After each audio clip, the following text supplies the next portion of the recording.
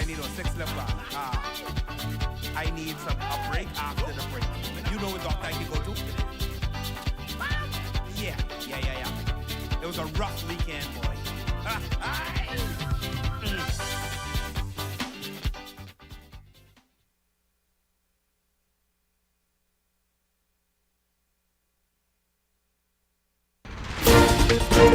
Tonight, police investigating the death of a child. It's the second this week. We've got the latest on this. Also, a woman and man attempting suicide in 2 separate incidents. And later, the Prime Minister and opposition leader go head-to-head as the budget debate continues. Eyewitness News starts now.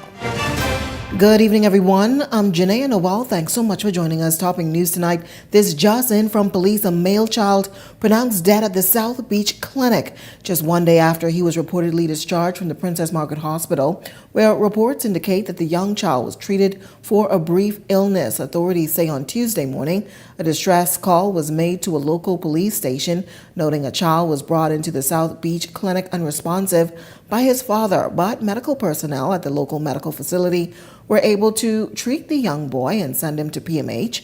However, following discharge from the hospital, his condition reportedly worsened, prompting the father to bring him back to the South Beach Clinic, where he was pronounced dead. This marking the second death of a child this week. A 5-year-old boy died following that house fire on Rupadane Lane, which also left several other children injured. Investigations into both of these matters are ongoing tonight. Well, following that tragic death of that 5-year-old and the toddler who lost his life in a fire on Monday afternoon at a home on Rupadane Lane, leaving other children in stable but critical condition, the Member of Parliament for Bain and Grantstown, Wade Watson, sending sympathy to the family, noting that the loss is piercing the hearts of the community. We lost a young man. House fires have been very prevalent in Bains and Grantstown. Unfortunately, this house fire on Monday past has claimed the life of a 5-year-old boy, Nakai Major of Rupadane Lane. I visited the family yesterday, and the pain of losing a loved one is never easy. To witness the grief for his son was rough, but I tried to console him as best as I can. Police are investigating a suicide attempt that shook the quiet neighborhood on Rupadane Lane early this morning at approximately 8 a.m. A 30-year-old woman was discovered inside her home suffering from injuries believed to be self-inflicted. First responders rushing to the hospital, where she remains in stable but non-life-threatening condition. Meantime, police also investigating the attempted suicide of a 32-year-old man that took place around 2 p.m. The man reportedly walked into the Fleming Street Clinic in distress after allegedly drinking an entire bottle of cleaning solution. Medical personnel rushing to his aid, and police were quickly called to the scene. The man was then transported to hospital for emergency treatment and further psychological evaluation. His current condition is unknown tonight, with authorities confirming the investigation is still active as they work to piece together the moments leading up to this alarming incident.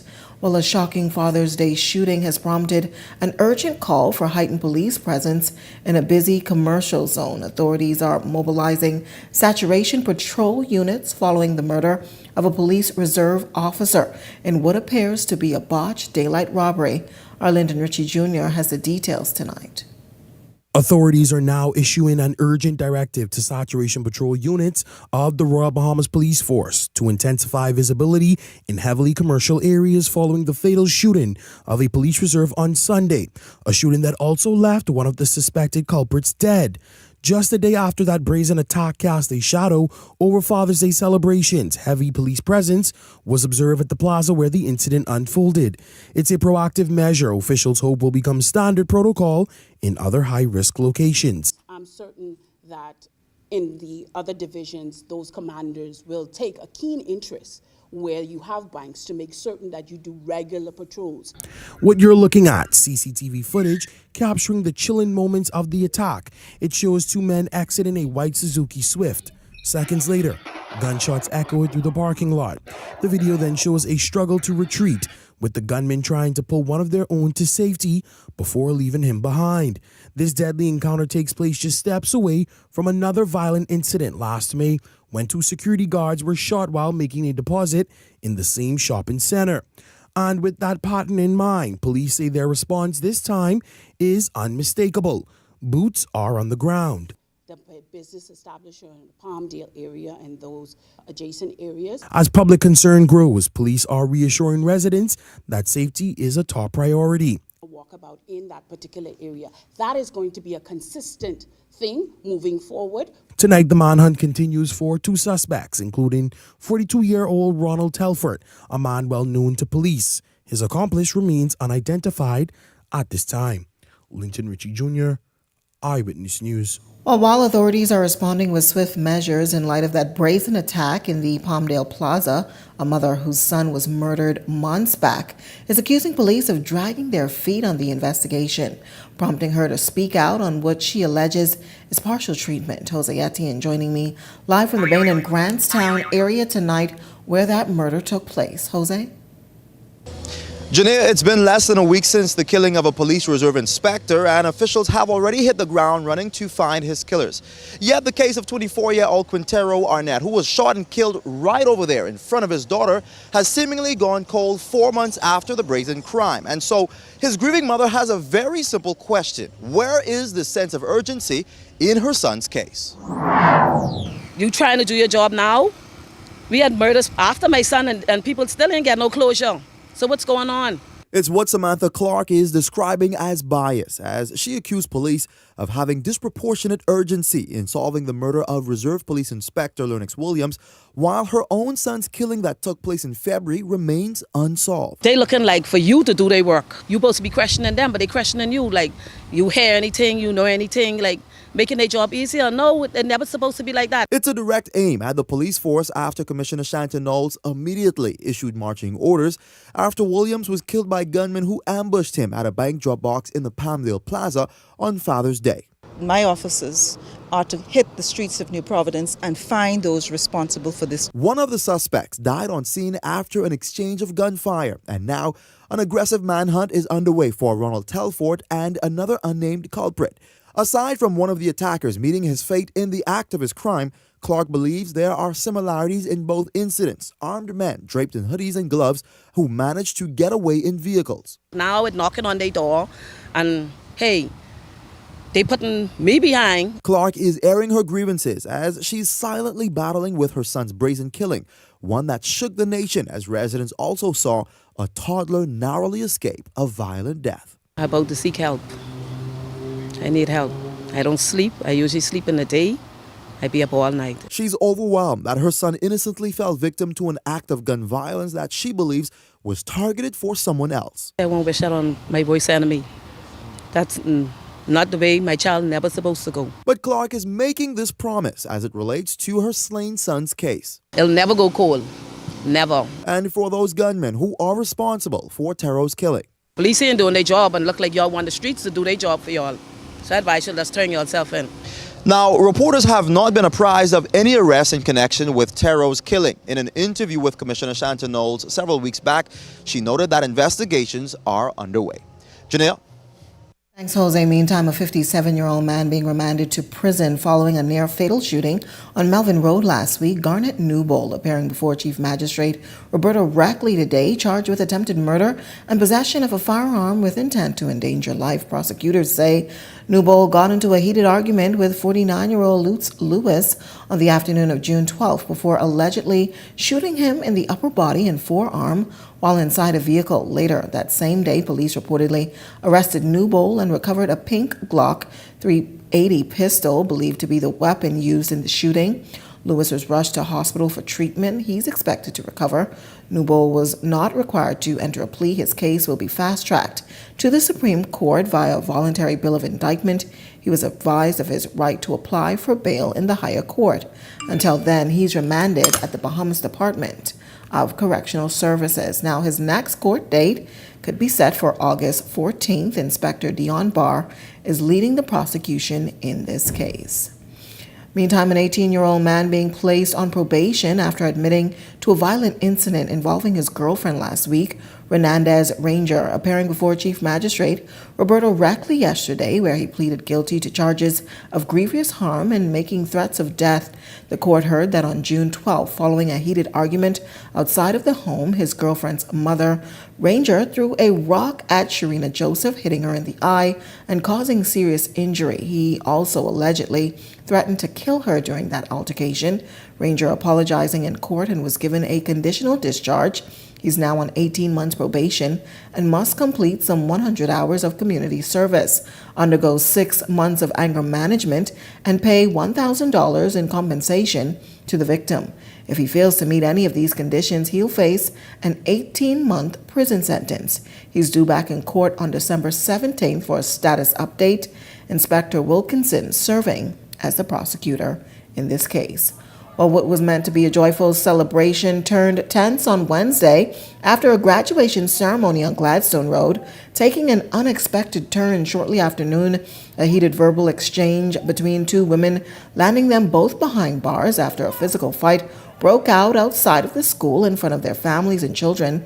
Police officers already stationed at the event for crowd control, acting swiftly. They reportedly stepped in immediately to break up that fight, taking both women in custody. The individuals ages 36 and 31 were arrested on the scene. Tonight, police continue their investigation into this incident.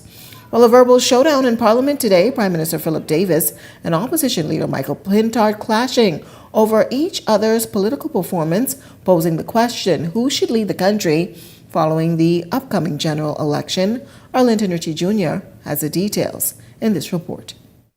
Member of Parliament for Cat Island, Rumkey, and San Salvador could not put potable water or lay pipes in Cat Island. Opposition Free National Movement leader Michael Pintard igniting a flame in the lower chamber Wednesday evening as he fired at Prime Minister Philip Davis, criticizing the nation's chief for what he deems a lackadaisical approach in his constituency of Cat Island, Rumkey, and San Salvador.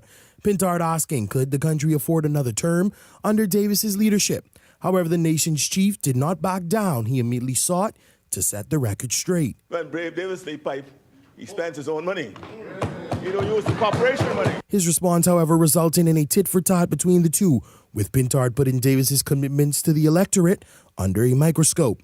Pintard emphasizing that from his view, some of those elected under the Davis administration have done more as a newcomer to politics than their leader. Davis, however, debunking the claims made against him, outlining his resume and hinted at his victory over Pintard's former challenge. I was re-elected. People in Cat Island are wise people. Yes, that's why they rejected you. And under a Pintard-led government, he says the promise is to bring hope to the islands he believes were neglected by its representative. He's failed to create an economy that they can imagine a future there. Linton Ritchie Jr., Eyewitness News. Well, as debate on the budget continues, Prime Minister Philip Davis also seeking to clarify comments made regarding the leader of the opposition, Michael Pintard's career. During a speech at the PLP's party's men's branch meeting several weeks ago, Davis questioned Mr. Pintard's qualifications and also his track record. In Parliament today, Davis hitting back by contrasting his own track record. That he attributes to me. Never said it. It is not true. And in fact, Mr. Deputy Speaker, I don't know why the member went down the road, because all I asked is what he did. And he took it from there. I asked, what was your job? And if I go further, Madam, Mr. Deputy Speaker,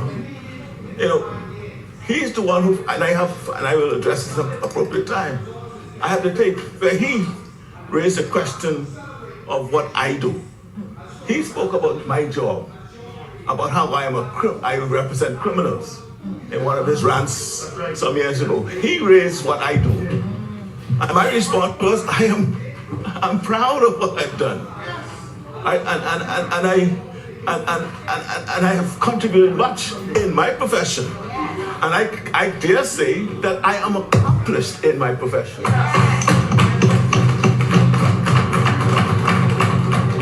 My question to him was only, what do you do? Or what did you do? What is your resume? I didn't say what his resume was. All right?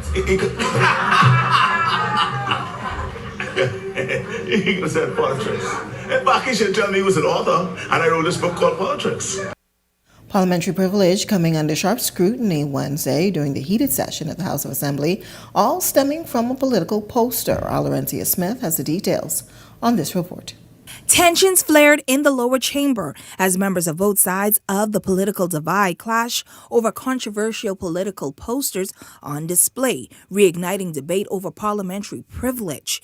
The uproar sparked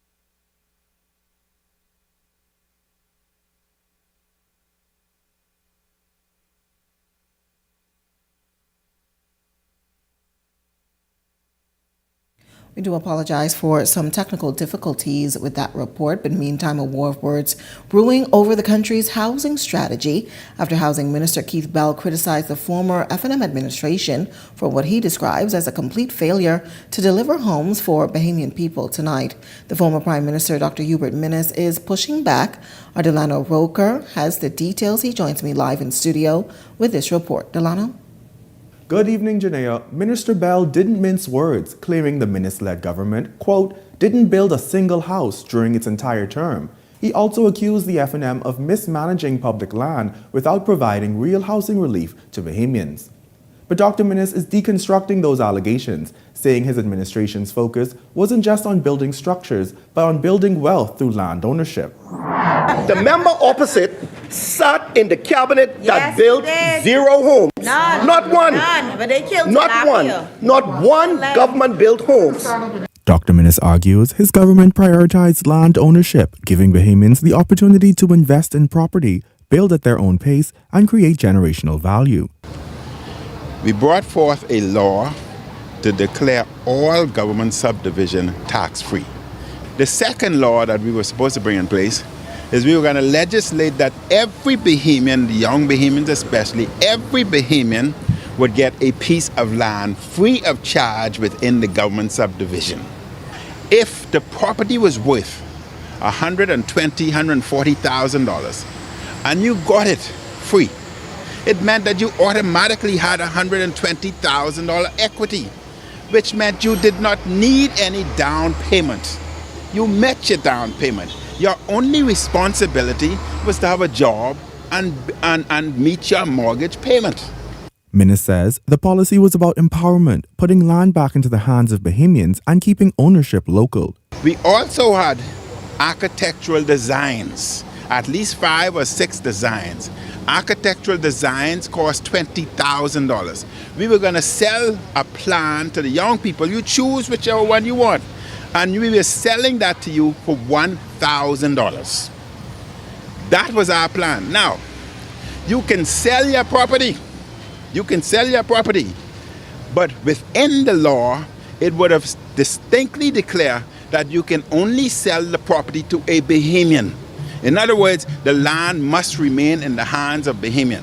He pointed to Prospect Ridge as phase 1 of a broader plan targeting young professionals and first-time buyers, aimed at sparking a construction boom across the country. We had already declared those properties were being sold at $30,000 to $40,000. Those properties were worth $160,000. You already had $120,000 equity, which meant you had to come up with nothing. Each subdivision was going to be designed in such a way that you were also going to have nursery care, preschool, so that all Bahamians again would have had opportunity for preschool education. Minnis reaffirmed that land ownership was a key component of economic stability, opening doors for investment and long-term security. It is a sin to see individuals owning 1,000, 3,000, 4,000 acres and you can't get 40 by 50. That is crap. You should own something in your country, and land is a creation, an opportunity for creation as wealth. You're entitled to that. Crown land is your land. It's not my land. It's the people's land. It's 2.5 million acres of crown land out there. It's your land. Let's develop it and give it to the people where it belongs. Janea, he also claimed that the homes in the Pinecrest subdivision were sold for as low as $12,000 to $14,000. Properties, he says, were previously valued at $80,000, highlighting, in his view, the affordability of his administration's plan. Minnis contrasted that the PLP's current housing program, stating that the homes in the Adastra Garden subdivision are now being sold for up to $180,000, despite the government branding it as low-cost housing. And he ended with a challenge, asking Bahamians to decide for themselves which strategy would better address the country's ongoing housing crisis. For now, reporting live in studio, I'm Delano Roker, sending it back to you at the desk. Thanks, Delano. Well, the former Prime Minister, Dr. Hubert Minnis, as you heard, defending his administration's housing policy after criticism from Housing Minister Keith Bell. Minnis says the FNM's focus wasn't on building homes, but empowering Bahamians to own homes through alternative, innovative means.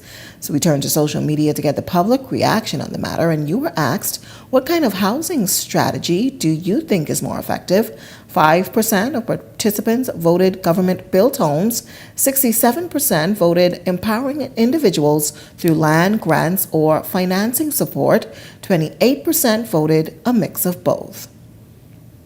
Meantime, we do have that report ready as parliamentary privilege came to a sharp head on Wednesday during the heated session of the House of Assembly, all stemming from political posters. Our Laurencia Smith has the details on that. Tensions flared in the lower chamber as members of both sides of the political divide clash over controversial political posters on display, reigniting debate over parliamentary privilege. The uproar sparked after Pinewood MP and the Minister of Social Services, Miles LaRota, raised concern about a poster displayed by St. Anne's MP Adrian White. The poster appears to be making reference to the minister parking in a handicapped spot. And while no name was called, Mr. Deputy, there is an image here on a poster presented by the member for St. Anne's that has two of my photos on it, speaking to the Minister of Social Services parking in a spot that a minister should not be parked in. At that point, LaRota again clarified that he was not the individual in question. Notably, White was not in the chamber at the time. Michael Pindard's book is misleading. There is an item 5 on there, and it's referenced to come from page 29. I have a copy of page 29 in my book, and it's not there as quoted, Mr. Deputy Speaker. And I would ask, Mr. Deputy Speaker, that not only this board be referred to the Committee of Privilege. Right after that, Freetown MP Wayne Munro stood on a point of order and had this to say. To say that this, order members. Mr. Deputy Speaker, as I had indicated, the member for Marco City. Order members. Marco City has said that he stands by this. The back and forth continue with White doubling down and insisting that the politics have no place in the national budget debate. They have misquoted and misrepresented to the public before. Okay. The matter of politics, Mr. Deputy Speaker, should not continue to have a presence in this debate on the 2025-2026 budget. Right. And it's insulting that my learned senior, the gentleman that I used to work for, thinks it's necessary now to come back with the actual pages of the book. Debate what you're doing as a government. And that's when Munro questioned White if he will stand behind his comments before the committee. They're not our leader's words. To be representative of our leader. He is the leader of the party that I also represent, Mr. Deputy Speaker. They do reflect on me. I do have proximity to these misrepresentations from the PLP government, Mr. Deputy Speaker, and I would ask that they be taken down. The fact that one individual decided not to get into the mud with the PLP, which is all they seem to be debating in this House, is mud, mud, mud. The Committee of Privilege, chaired by Anglican Member of Parliament Glenys Hannah Martin, is responsible for the investigation of alleged breach of privilege and act of contempt. The committee also reviewed broad issues concerning parliamentary privilege as they arise. Laurencia Smith, Eyewitness News. Member of Parliament for the Bain and Grantstown constituency, Wade Watson, accusing his predecessor, Deputy Chairman of the Free National Movement, Travis Robinson, of abandoning the constituency of Bain and Grantstown Wednesday morning during his budget contribution, Watson alleged that Robinson voiced to him that he is seeking a nomination in the Free National Movement ticket in the 2026 general election, and he revealed if both will once again vie for the Bain and Grantstown representation. Mr. Deputy, I recall meeting and having a discussion with the former Member of Parliament for Bain and Grantstown. You all know him. I questioned him, seeking to determine if he would return to Bain and Grantstown to run in the next general election. And he replied, "You handle that. I'm seeking a nomination in another constituency, but not Bain and Grantstown." I thought, Mr. Deputy, he had a genuine passion and commitment for the people of Bain and Grantstown. But I was wrong, Mr. Deputy. I was wrong. Eyewitness News reaching out to Robinson for comment on the allegations, but he offered none at this time. However, his former parliamentary colleague, Kwesi Thompson, fired back. We are talking about a former member of this honorable house who is not in this place to defend himself. And so we would ask that the present member for Bain and Grantstown not seek to disparage the reputation of the former member of Bain and Grantstown. Well, the Princess Margaret Hospital's kidney transplant operation being reported a resounding success. Medical professionals wrapping up the operation, which saw a 66-year-old father give his kidney to his 44-year-old son. Lead Bahamian surgeons on the team, Dr. Vantario Taylor and Dr. Rhea Thurston Carroll, touting its success today. We give God thanks. We give God thanks. We had a bumpy road, but and the road did not become smooth until right before the finish line. So we give God thanks. The donor is expected to probably be in hospital for at least 3 to 5 days. Right. The recipient may take 1 or 2 days longer until they're out of hospital. Right. Their follow-up will still continue, even though they may be up and about and out of hospital. Close follow-up to make sure that both kidneys continue to do well. We look forward to continuing to manage them in the post-operative period, and we are very excited and delighted and so thankful for the team that came together today, you know, both from an administrative and clinical standpoint to allow us to be in this moment today. And so moving forward, we wish, you know, the whole team and the pair very well and wish them a speedy recovery. Public Hospitals Authority Managing Director Aubernet Roll expressing excitement for the success of the operation today, stressing that this serves as a statement of the great groundbreaking and innovative work that's possible at the Princess Margaret Hospital. Of course, every healthcare system, or may I say every organization, goes through challenges, and the Princess Margaret Hospital, or the PHA, is no exception. I think today just demonstrates, one, that talent exists in the country, and I just need the Bahamian people not to lose trust in our ability, but to mark today as one where you can trust the expertise of the same people in your community to be able to take care of your health needs. And I think today is going to be a day where persons will begin to believe once again, those who have lost trust, that we can actually do things. Will we ever be absent of errors? No, because no institution can be free of harm or error. Will we move to improve our processes and the things that we do, including attitudes? Absolutely. Well, if you've got a news tip or if you've seen news in the making, call the Ion News hotline, 397-6397. We also invite you to send your letters to the editor for publication on all of our social media platforms, Eyewitness News Bahamas @gmail.com. And if you're watching on our Facebook or YouTube page, share your thoughts about today's stories in the comments section. We want to hear from you. We're just getting started in Eyewitness News tonight. But when we come back, the housing minister sounding alarm on liquor store oversaturation here in New Providence. We've got that story coming up And later, Long Island's airport runway upgrade is underway. We've got more on that right after this break. While others see customers as numbers, we see our customers as people, neighbors, friends who deserve more than one-sided connections. That's why we are redefining what real connection is, by prioritizing our customers and showing our appreciation by putting our money where your loyalty is. PTC customers claim your $200 Bahamas Air gift card when you add postpaid mobile to your internet plan. That's loyalty that flows both ways.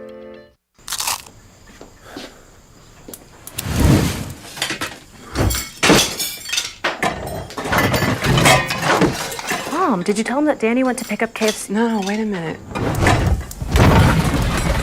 Are we really not going to tell him we already have KFC? Crunch the routine with a tasty KFC bucket for $20. Plus, we'll handle all the dishes. That's right. No prep, no cleanup, no stress. KFC, it's finger licking good.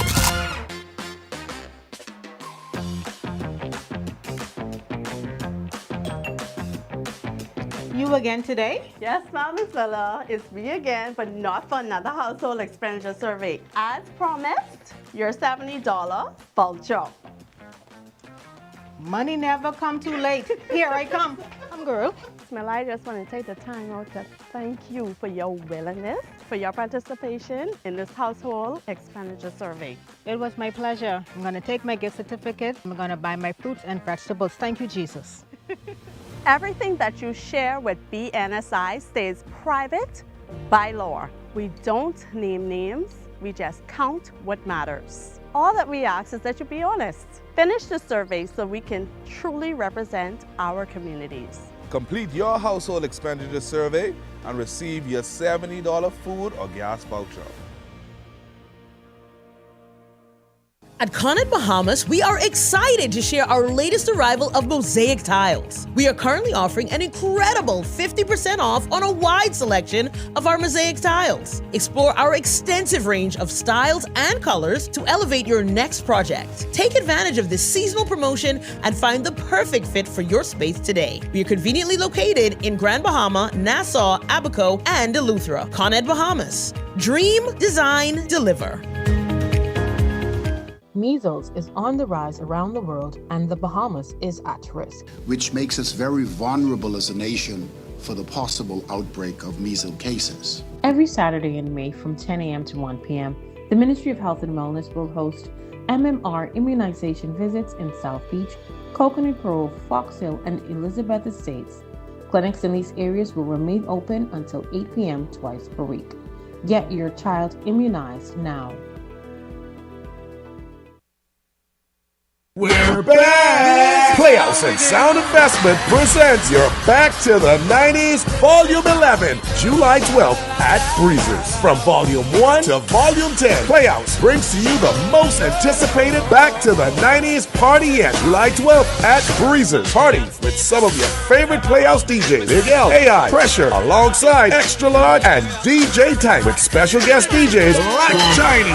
Hosted by yours truly, Joe Cools, and my brother, DJ Bravo. But wait, it doesn't stop there. Rock the night away with Reggie Stepper, performing live, Kimbo King, modeling, and so much more.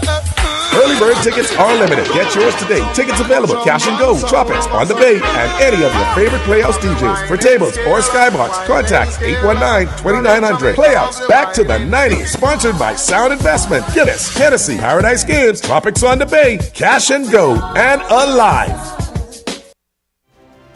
This segment of Eyewitness News is brought to you by EV Motors Fleet Sales Division.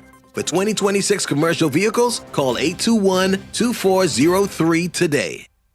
Welcome back. Here's a look at your Eyewitness News gas tracker. We'll have those for you momentarily. But moving on to some other news tonight, Housing and Urban Renewal Minister Keith Bell raising the alarm over what he calls an oversaturation of liquor stores in urban communities across New Providence on Wednesday. Bell revealing that government is moving to amend the Business License Act, a move that would reintroduce mandatory public consultation before granting or renewing liquor licenses. Bell noting that it's to give residents a voice and bring greater accountability to the licensing process. The sale of alcohol was governed under the Liquor License Act, which limited the unchecked proliferation of liquor stores and required public consultation in determining their location. Unfortunately, in 2010, who was the governor in 2010? Under the banner of modernization, the act was repealed. Since then, liquor store approvals are being regulated solely by the Business License Act without any of the safeguards that was once there. The result? A proliferation of liquor establishments in our urban areas, sometimes lining the same street one after the other, sometimes located next to schools, all next to churches, homes, places where people live, community centers, places where, sadly, some now gather all day to drink. Meantime, Minister Bell painting a vivid picture of the impact he says liquor store clustering is having on communities. He noted that many residents have expressed serious concern about the close proximity of these establishments, particularly in vulnerable neighborhoods. The Deputy Speaker, listen to this. From Shirley Street to Robinson Road, a distance of 1.8 miles, there are 13 liquor establishments. Continuing south on East Street from Robinson Road to Bamboo Boulevard, a short distance of 2 miles, there are 19 more liquor establishments. That's 32 liquor establishments, or a liquor store every 600 feet. Mr. Deputy Speaker, and the problem is not limited to East Street alone. Take Wolf Road, for example, between University Drive and Village Road, a distance of some 2 miles. There are 16 liquor establishments. That equates to a liquor store every 800 feet. Many of these establishments, Mr. Deputy Speaker, are operating without adequate parking, causing congestion and safety concerns. Alarmingly, a number of them are also selling liquor through takeout windows, and at least one of them feature a drive-through window.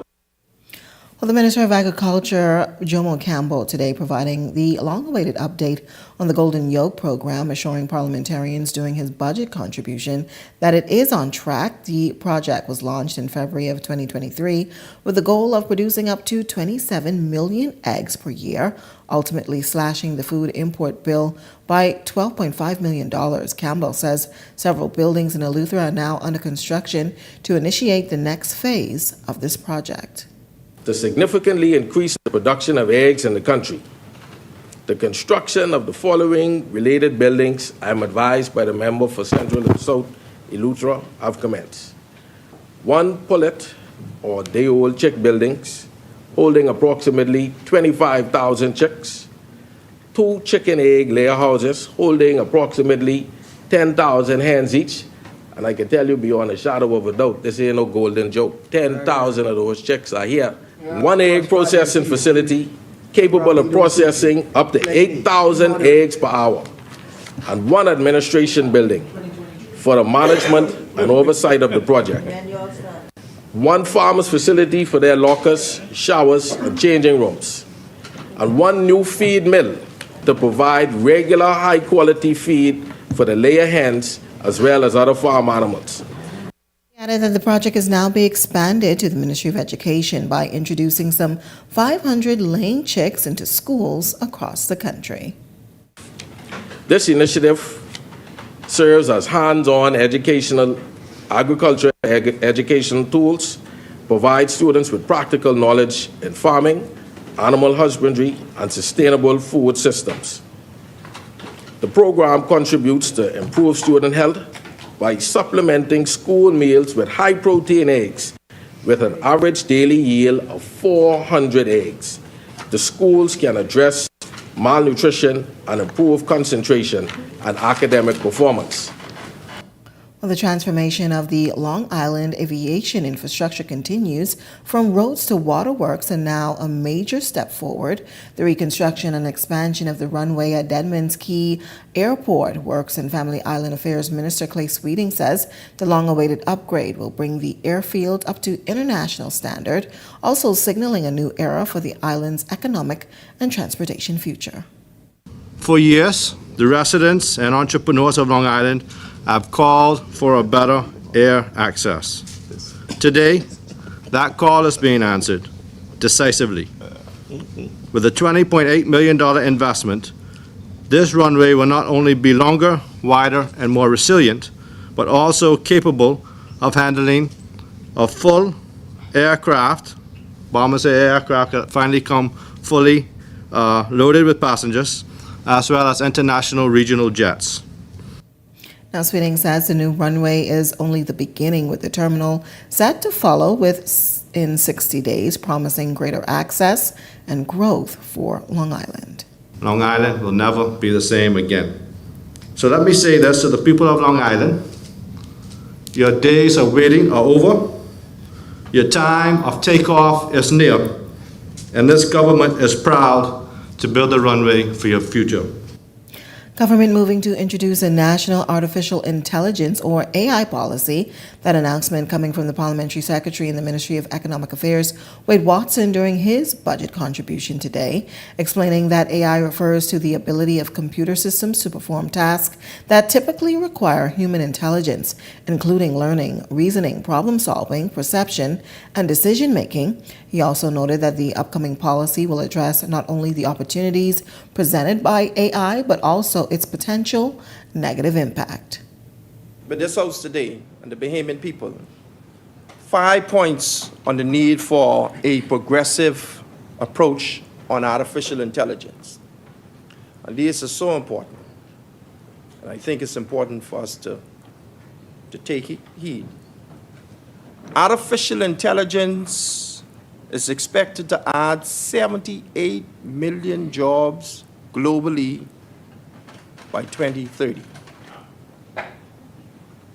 According to the World Economic Forum, artificial intelligence will create 170 million jobs and replace 92 million existing jobs, meaning a net gain of some 78 million new roles in business.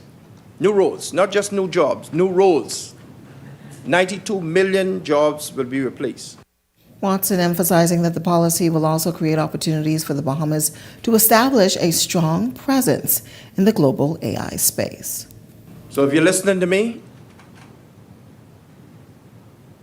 get certified in AI. Number 2, countries with a clear artificial intelligence rule attract more investment.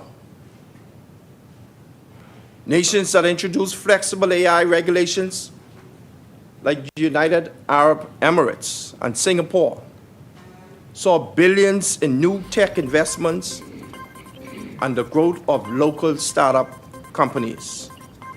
Progressive rules show that the Bahamas is open for innovation. Still to come tonight, all roads lead to the big yard of Andros for the 25th anniversary of Crab Fest. We've got the details coming up, but first, here's a check on tonight's weather forecast.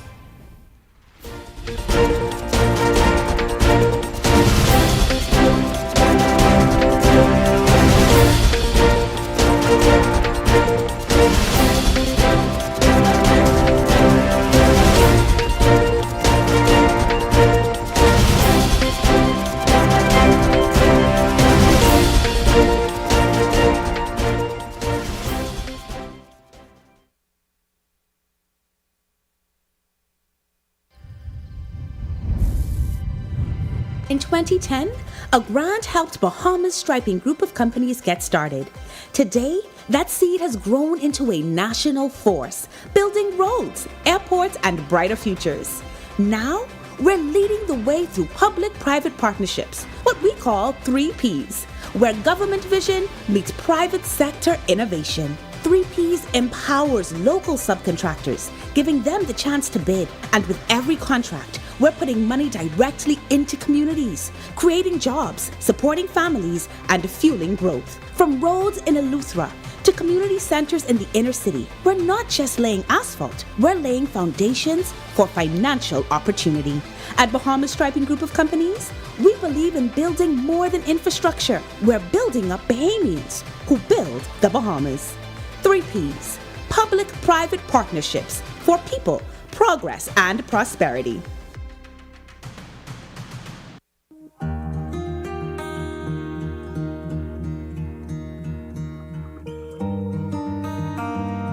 you work hard to provide for and protect the ones you love. However, life can present unexpected challenges. Who you call in times of need matters. Insurance Management is a Bahamian-owned company that has been serving our community for over 40 years, offering a wide range of coverage for all of your personal, professional, and commercial needs. When life happens, rest easy knowing that our skilled and experienced agents are there for you in your time of need, so that you can get back to what matters most. Insurance Management. Nobody does it better. Call it grace, grace, grace, grace brought you here. Nassau, Bahamas. It's your boy Kevin Downswell. I'm coming.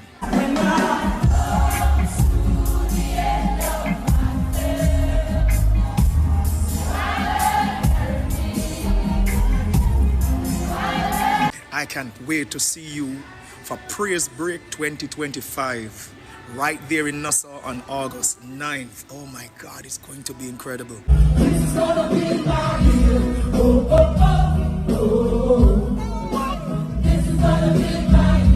You guys have no idea what we have in store for you.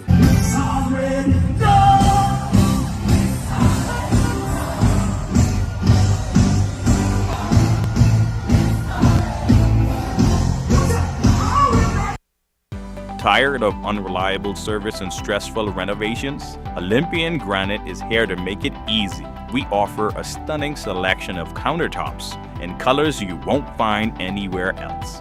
Complete your dream design with our cabinets, faucets, and sinks, all in one place. Bring us a quote and we'll match or beat it. Ask about our special offer to get 10% off your purchase. Call Olympian Granite 361-0100. This segment of Eyewitness News is brought to you by EV Motors. It's your last chance to get behind the wheel and drive the evolution. Secure the Toyota BZ4X, Mercedes-Benz EQB 260, Carry Cargo Van, or Carry Elephant X7 truck with prices starting as low as $309.88 per month. Hurry before they're gone. Terms and conditions apply. Welcome back. Here's a look at your Eyewitness News gas tracker. Some new gas prices in tonight. Esso, the cheapest, $5.39. Rubus coming in at $5.48. That's the highest tonight. Shell gas prices still the same, $5.46. Welcome back. You're watching Eyewitness News. Well, the All Andros 2025 Crab Fest kicks off tonight on Queens Park in Fresh Creek, Andros, for what officials call an historic 5-night event. The annual cultural event celebrating the island of the land of crabs, and with the anticipation at an all-time high for the festival, Androsians say they are ready. Well, the All Andros Crab Fest Committee Chair Wayne Clare sitting down with Eyewitness News today, providing a quick look at what's ahead for festival goers. Gospel Night is where we invite all of the local churches to participate and coming together to worship and to praise God. Leon Moxie had passed away just a few months ago. We are celebrating and doing a tribute to Elon. In that regard, we're going to bring in all the artists who performed with him over the years to show appreciation. Then on Friday, which is the opening ceremony night, where you have the dignitaries comes in and they speak to the crowd. Saturday you have the beach bash, and on Sunday they have a Sunday beach bash in Barron Point. So they have a lot of activities this year. Now, with ticket prices for every event no more than $15 and as low as $5, Claire says it's an event set to boost the economy of Andros.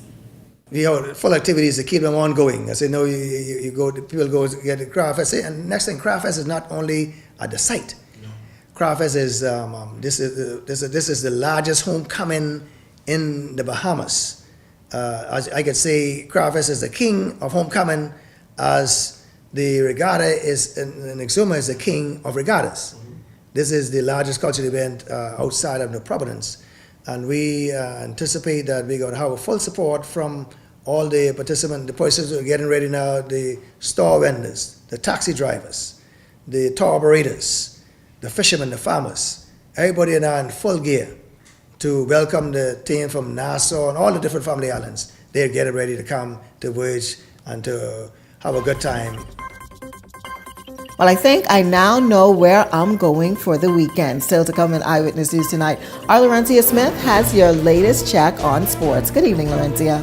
Good evening, Janelle. Well, we have the latest box scores from the national cricket team. I'll tell you more about it straight ahead in sports.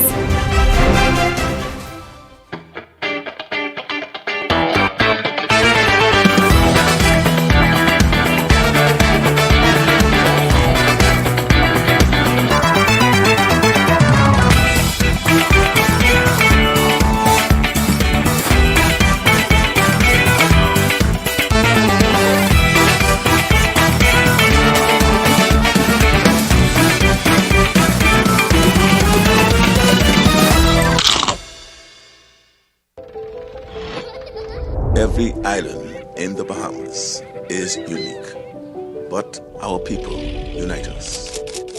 We're ambitious, and with the right opportunities, we can achieve extraordinary things. That's why this year's budget makes historic investments in education, training, and upskilling for anyone ready to move from surviving to thriving. For the parents seeking security, the dreamer wanting a stake in the economy, the builder of a better life, this budget is for you. We are stepping into a new era of rapid change and real opportunity. And our success depends on how well we prepare our people to thrive in a tech-driven world. With smarter infrastructure, cleaner energy, and stronger laws already in motion, we are laying the foundation for an economy that works for everyone. Because opportunity only matters if people can reach it. That's why we are investing in education, backing small businesses, and breaking down barriers to build a fairer, more inclusive Bahamas.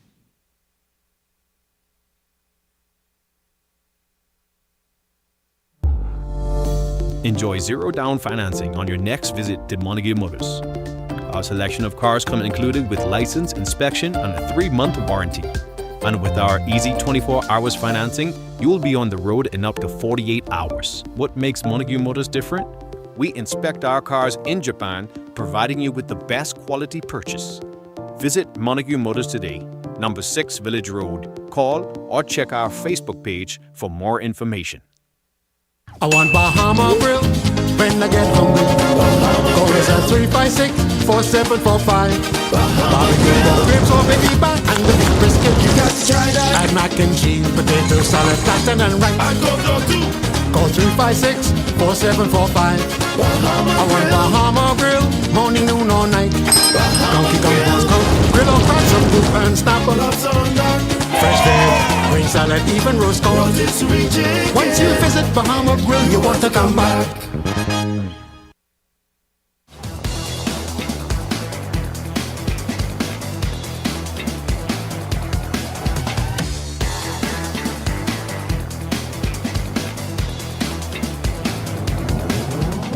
Eyewitness Sports is brought to you by 103.5 The Beat.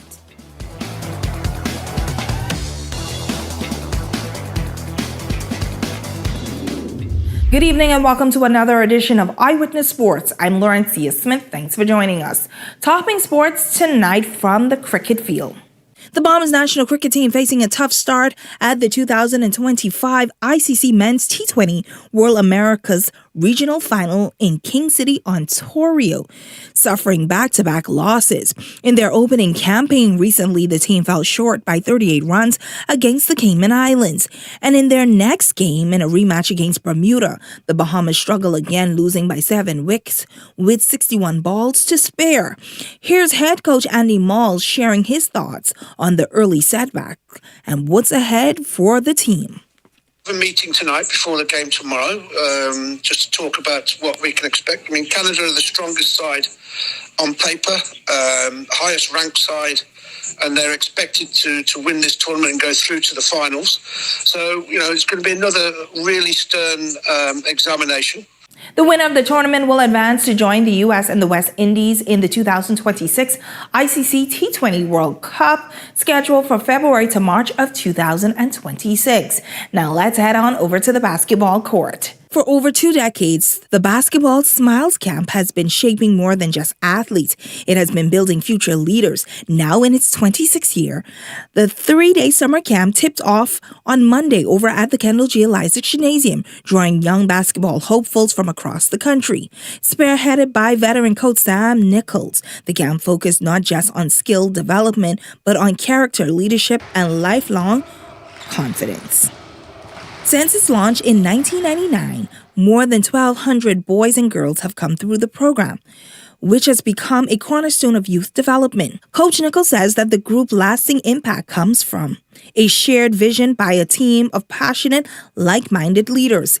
Year-round to come here and coach the game of basketball and also coach the game of life, because we always tell these young men and young women they are the future of the Bahamas.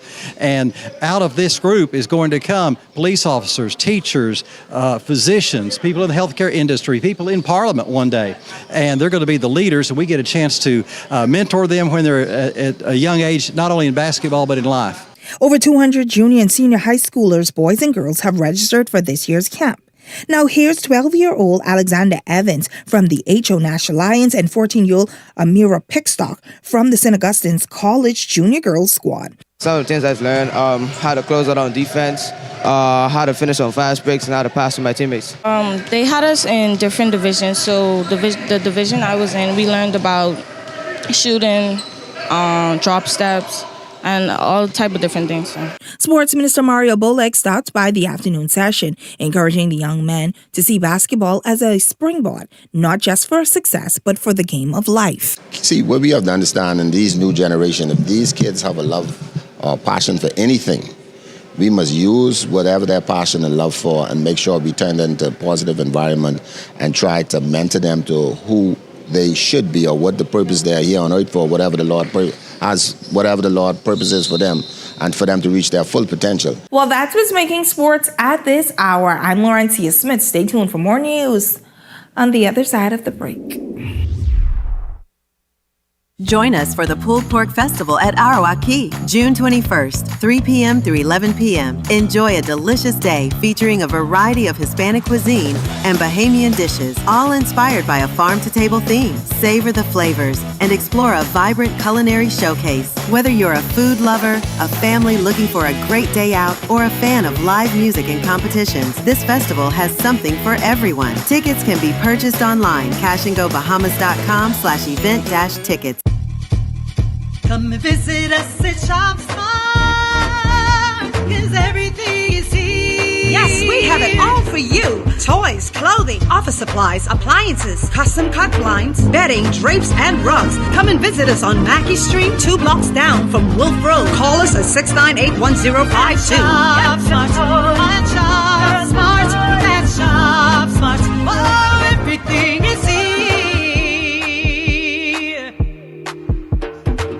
At the Water and Sewage Corporation, safety and convenience are our top priorities. However, our meter readers face challenges that can make their job difficult. Locked gates to guard dogs sometimes leads to missed readings and estimated bills, which can be frustrating for you and us. That's why we're upgrading to digital meters. They bring safety, accuracy, and convenience to homes across the Bahamas. We can streamline data collection, reduce on-site visits, and provide more accurate bills with no more estimates. Digital meters also help detect leaks early, saving you from costly bills and reducing water waste. Soon, a user-friendly app will let you track your water usage, manage bills, and stay informed, all at your fingertips. Over the next year, we're rolling out digital meters nationwide, transforming how we serve you with a safer and cost-efficient water supply To learn about our digital meters, visit our website or call us today. And don't forget to update your information at any of our locations. Throughout history, from bartering in ancient markets to the invention of paper currency, convenience has been at the heart of the way we pay.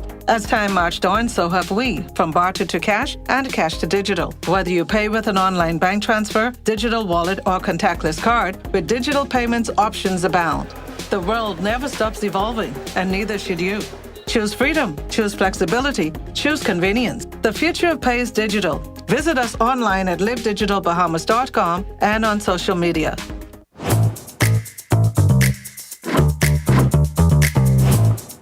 What you doing there? I'm getting ready for this heat, boy. But you want to see what's in this box? The ghost pepper chicken sandwich, boy. Get an apple pie, fries, and ghost pepper chicken wing. You see it? You look at me? Four. Yeah, boy. Try our new Ghost Pepper Chicken Box today. Available for a limited time only. Love that chicken from Popeyes. You're watching Eyewitness News. Well, that's a look at news this Wednesday. Coming up and Beyond the Headlines with Shanique Miller, a look at all of today's top stories. That's coming up. And Beyond the Headlines, it starts right after this. That does it for us here at Eyewitness News. It's certainly been a pleasure having you in our company tonight. On behalf of the entire news team, I'm Janae Nawal saying good night and be safe, everyone.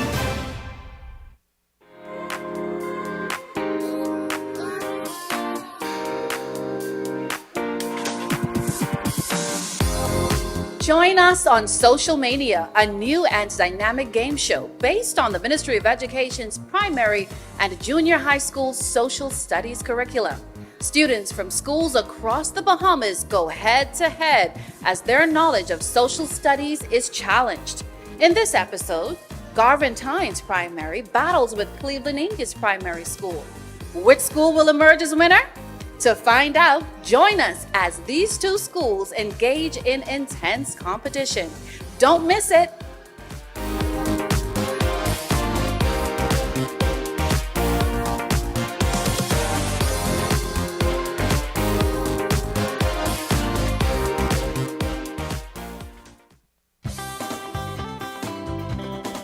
The Ministry of Education and Technical and Vocational Training's National Report Card Day is Thursday, June 19th, 2025, between the hours of 9 a.m. to 3 p.m. All parents are urged to collect their children's report card during this time. Please give a rousing round of applause to Miss Michaela Dorset of the Preston H. Albury High School.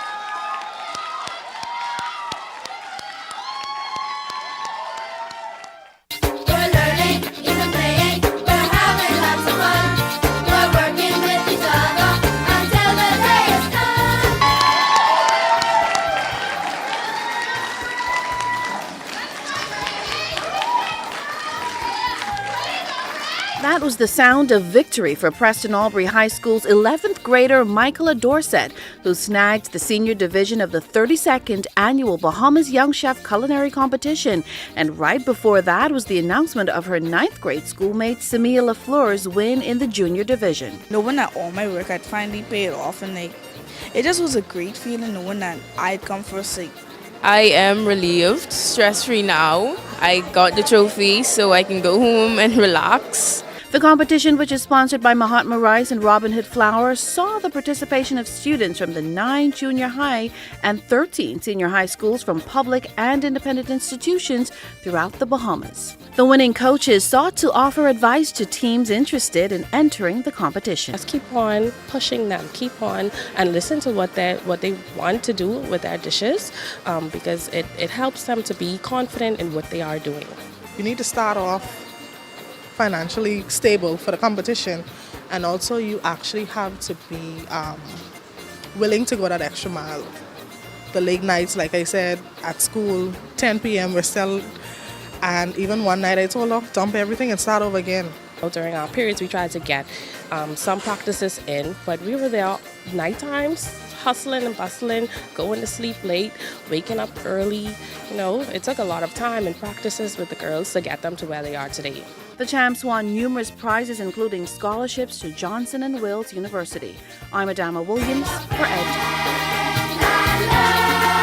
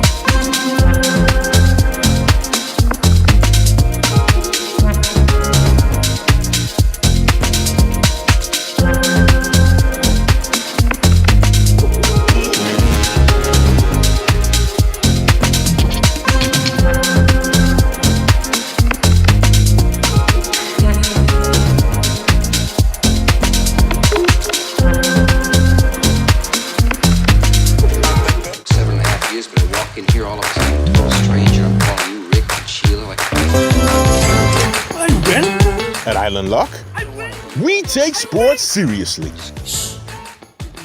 Get ready to experience the thrill of winning anytime and any place.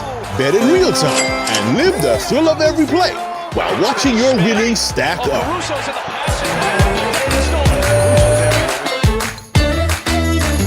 It's your chance to score big with fast payouts and a world-class experience. Get in the game and bet the Bahamian way with Island Lock Sportsbook.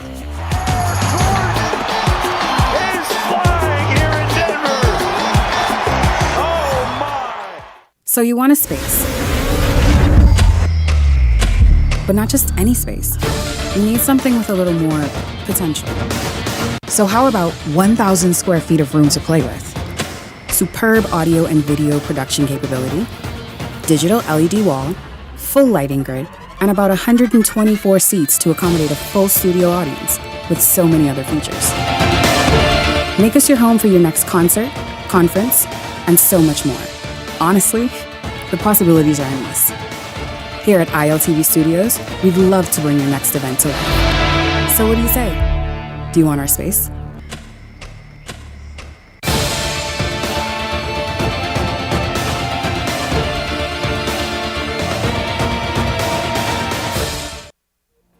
The thoughts, views, and comments expressed by the hosts, guests, and callers on Beyond the Headlines are not necessarily those of management, ownership, or production unit of the Verizon Media Group. Beyond the Headlines is a production of ILTV Studios and cannot be reproduced or represented in part or entirety without express written permission of the Verizon Media Group. Beyond the Headlines is the intellectual property of the Verizon Media Group. Copyright 2021.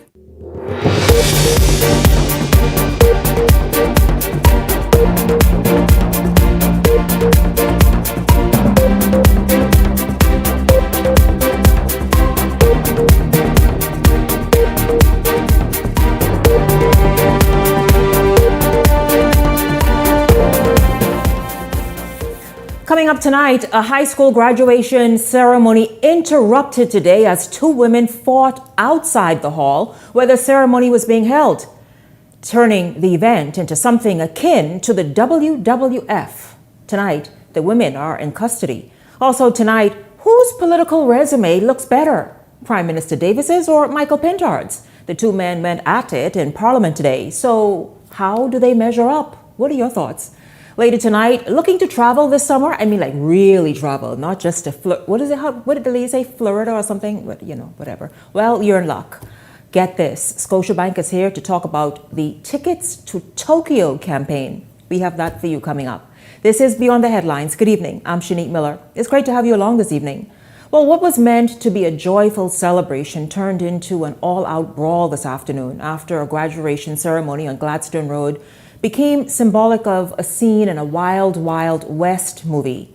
Here's what happened. Shortly after midday, a heated argument between two women at the graduation escalated, landing both of them behind bars. You can't make this up even if you tried. The fight happened, which involved several skirmishes, as you can see by the video.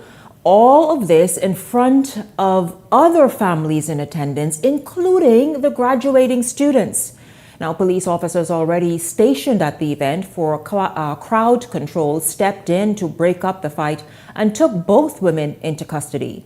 The women, ages 36 and 31, were arrested on the scene. Tonight, police continue their investigation into the incident. Well, we're going to talk about that. Look at the video, y'all. Look at the video. I mean, there were several fights all over. Children in uniform, graduation caps, and gowns. Just look. I mean, I'm just wondering if this is Animal Farm or something. Again, reportedly, this started because of an argument involving two women. I think that's one on the ground there. That turned physical. And then all of a sudden, these other little skirmishes broke out all around them. Just several, believe me, if you see the videos, you really will think that I don't understand, something in the water. Well, we're going to get into this discussion this evening, get behind what's going on, because that is not an attractive sight to see. Joining me this evening is Carlos Reed. Carlos Reed is the crime consultant in the Ministry of National Security. He also has a record of working with a number of troubled youth and trying to prevent and address issues just like the one you saw. Carlos, good evening to you. Welcome to Beyond the Headlines. Thank you so much for being here. Thank you for having me. It's really awesome having you. Let's just jump right in. At a time when crime is at a worrisome level and there's growing effort to play and get students on the right track and follow the right influences, adults setting this kind of example, behaving badly in public, paints a telling picture, doesn't it? Yes, it does. I think this is appalling. I think this is not the kind of behavior we need to see exhibited by adults, particularly in an arena where young people congregate. Not just congregate, but this is supposed to be a celebration. This is supposed to be a day of happiness, a day that sets the future for so many young people. And to see this type of behavior, I think that we need to send a strong message that we are not going to condone this kind of behavior. And while we're doing that, we need to send a strong message to all those parents who feel that they could go on school campuses, they could fight students or fight teachers. We ain't having that. You know, I believe that we need to make an example of some people so we can send a message that this is not the kind of Bahamas that we're trying to build. When you say send an example, reportedly both women have been taken into custody. What do you think needs to happen here? If you had your way. We need to take them before the courts. We need to be able to use whatever arm we have within the law to send a message, not just to these two ladies, but to every adult that believes that they could go in environments what is supposed to be conducive for motivation, inspiration, and growth of our young people, that we ain't tolerating that. We're not. Those days over. We live in a time where everybody complaining about crime high. One of the best institutions that we have, the best opportunities we have to be able to turn this country around is through our educational system. Mm-hmm. We cannot allow that to be messed up by these kind of behaviors. I mean, that was trampled upon. That very idea that you mentioned a moment ago was trampled upon today outside that C.R. Walker graduation. How do you think those kids, I mean, they were all fighting because they just were influenced, obviously. Who knows how they ended up fighting several various groupings. But how do you think how do you think this traumatizes them in the sense that this is the best day of your school career to date? You are graduating high school and looking forward for your future. And there you have it. Of all the stuff you accomplished and did in these 12 years, this is how you're going to be remembered. That a big fight, in fact, several fights broke out outside your graduation ceremony. And tonight, this is what the news is talking about. I don't know the power that the school have as far as rescinding some of those diplomas that was passed out. But I believe that we got to, as a nation, we got to send strong messages that this is not the kind of Bahamas that we want to be able to grow. We are on the verge of economic empowerment.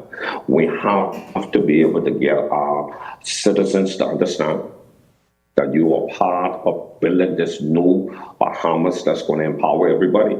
And in order for that to happen, we got to be able to know how to behave, particularly in environments that is conducive for growth of young people.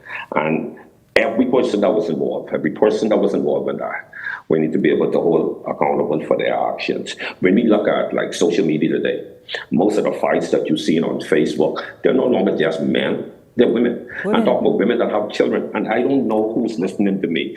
But mothers, we got to start acting like mothers, man. How can we hold our children accountable when we acting like cats and dogs out in public? You go down by the fish fry, women all over the place, pulling off people, we are fighting.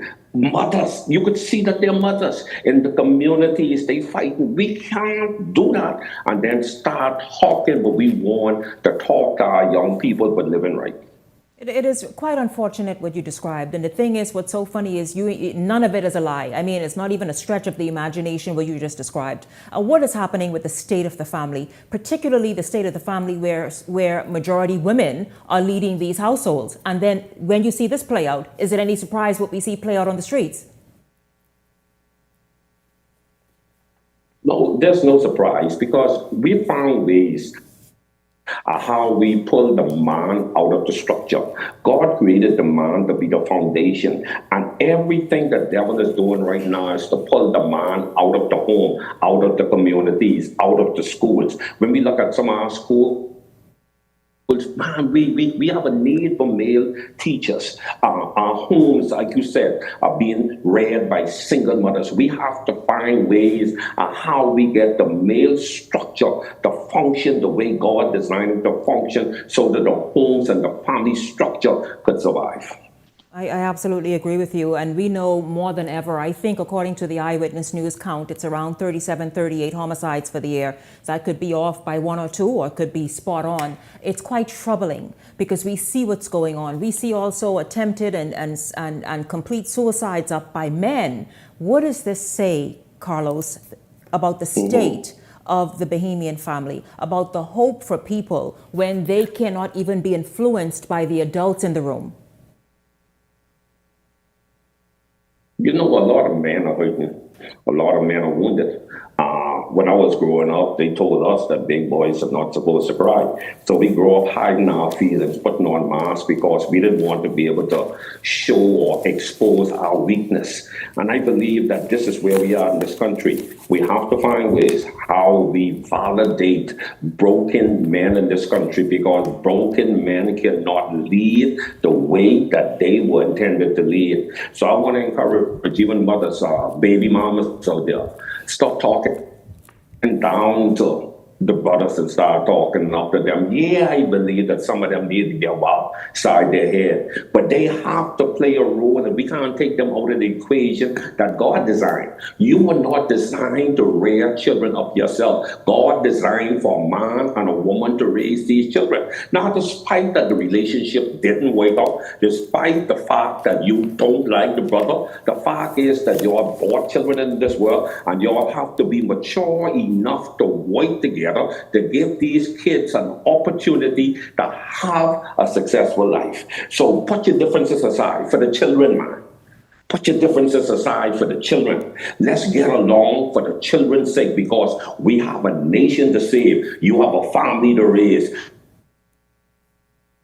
And I believe that if you raise your family, you'll have this nation to be the best little nation in the world that we know it is. It's really important that adults who are guardians and certainly parents begin to give a better example for ourselves and also for the youngsters, whether they be teenagers or even kids among us. Because after all, who are they to take their cues from? Who? You know, you are doing a lot of work, Carlos, and you've been in this field for decades, but you're doing something new to try and somehow restore the Bahamian family. Can you give us a peek or even just maybe provide a glimpse into what your studies so far are proving of exactly where the family is? You know, one of the things that we came up in our study is the fact that our school system needs an overhaul. And I was so glad to hear the Minister of Education, the Honorable Glennis Martin, say that we are looking at the school system to see how we can prepare kids for after school. We can't continue to go down the road that we were going down with these kids, just dealing with like academics. We have to now equip these kids to be able to resolve their conflicts, to manage their anger, and prepare them for a world that's outside of that school. We can't just depend upon like the family structure no more because we know that our homes are broken. Let's accept that fact. But then the village has to come in. And then I believe that the best opportunity that we have, based upon our studies, is to fix the school. So we got to bring law and order back to the school. When I was in school, we had like what was considered to be a schoolboy haircut. That's out the window. The way you see some of these kids are dressing to go to school, no, we got to bring back Law, we got to bring back rules. Now, someone might ask, well, what a haircut got to do with law? What it got to do with rules? And that's everything. Because if we could teach these kids how to follow the law, the rules in school, chances are when they reach outside of school, they'll know how to follow the laws of the land.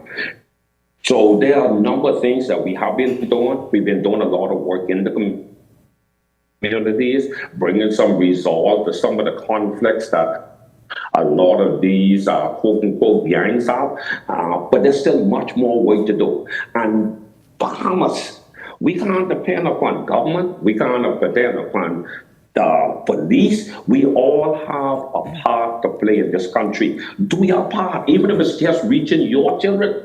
Let's turn this country around. I believe that we've seen some changes where the numbers are not as high as they were this time last year, but that's not enough, man. The numbers in terms of what? That's ridiculous. It is quite, and it's still worrisome right now. But the numbers in terms of what? Murders. We're down as far as it was last year. The amount of murders that we have experienced for this year compared to last year at the same time. But one murder is too much. It is. Because one murder leaves a mother hurting, leaves children like fatherless, motherless. We have to work together. One of the challenges that we get, particularly as Black people, and I say it the way I want to say it, as Black people, we don't know how to come together and work together, but that's about our country. I don't know what some of y'all, but I ain't got no other country to go to. We got to work to fix this one. And we can't continue to point fingers, because if we are not a part of the solution, part of it. Carlos Reed, I thank you very much. I would love to obviously go further in this discussion. It's necessary. Certainly, of course, I hope a part of your study and whatever it is you're creating with that has to do with getting some of these adults in a classroom. I think that's quite necessary, because what took place today was embarrassing, and it was troubling, and it certainly, the kids who graduated today, particularly those who paid attention and high academic achievers, should be quite vexed. Most definitely. Somebody just told me the other day that we need shock treatment for adults. That's real good. Come and talk about it when you're ready to launch it. That's really good. But thank you so much, Carlos Reed, crime consultant, giving insight, and a lot of good insight, quite frankly, into just the state of where this nation finds itself. Once again, you all saw the videos by now, I'm sure. The high school graduation of C.R. Walker just interrupted and turned into an all-out fight. Several fights reportedly began with two women who started arguing, and then it turned physical. Just quite troubling. This is Beyond the Headlines. We're going to take a break and come back with more after this.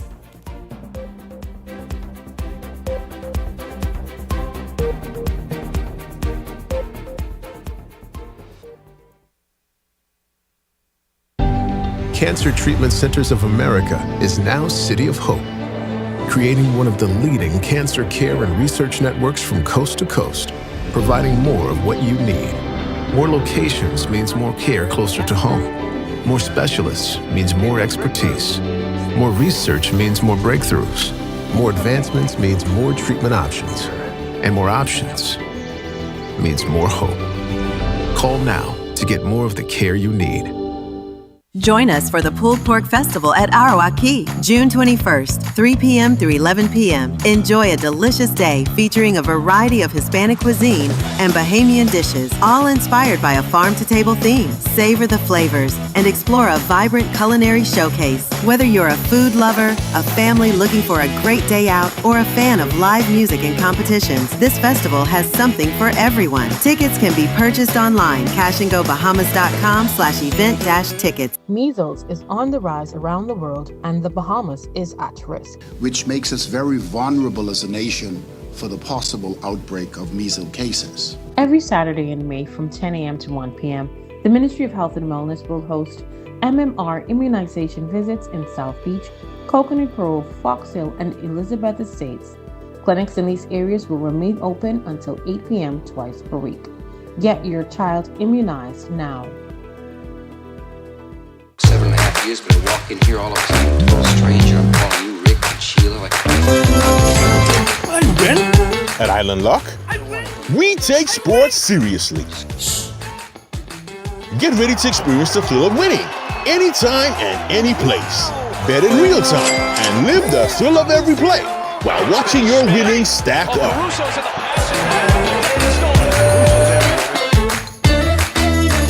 It's your chance to score big with fast payouts and a world-class experience. Get in the game and bet the Bahamian way with Island Luck Sportsbook.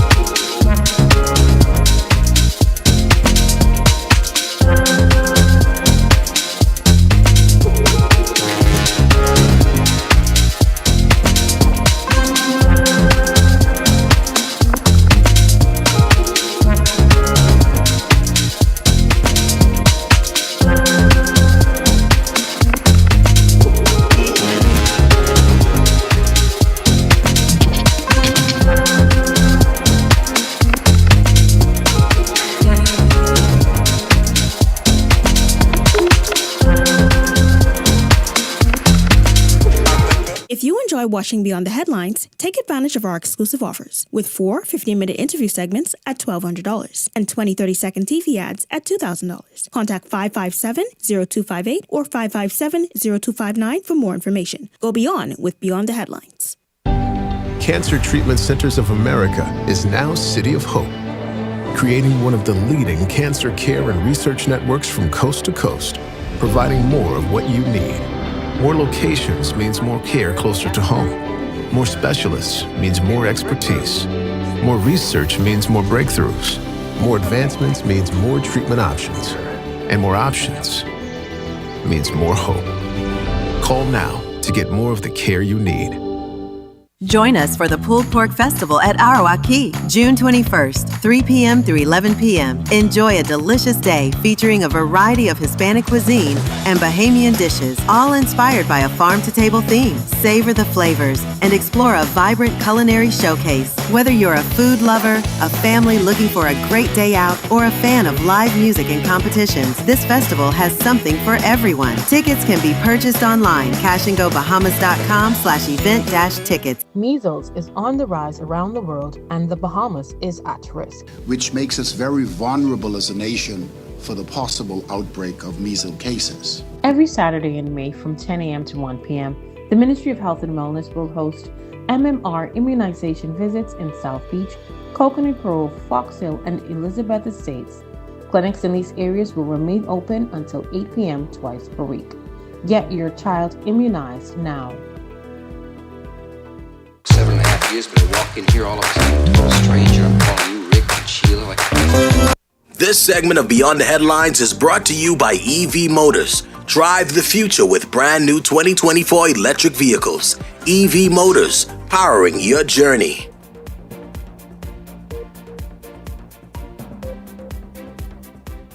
Welcome back to Beyond the Headlines. Well, a verbal showdown in Parliament today.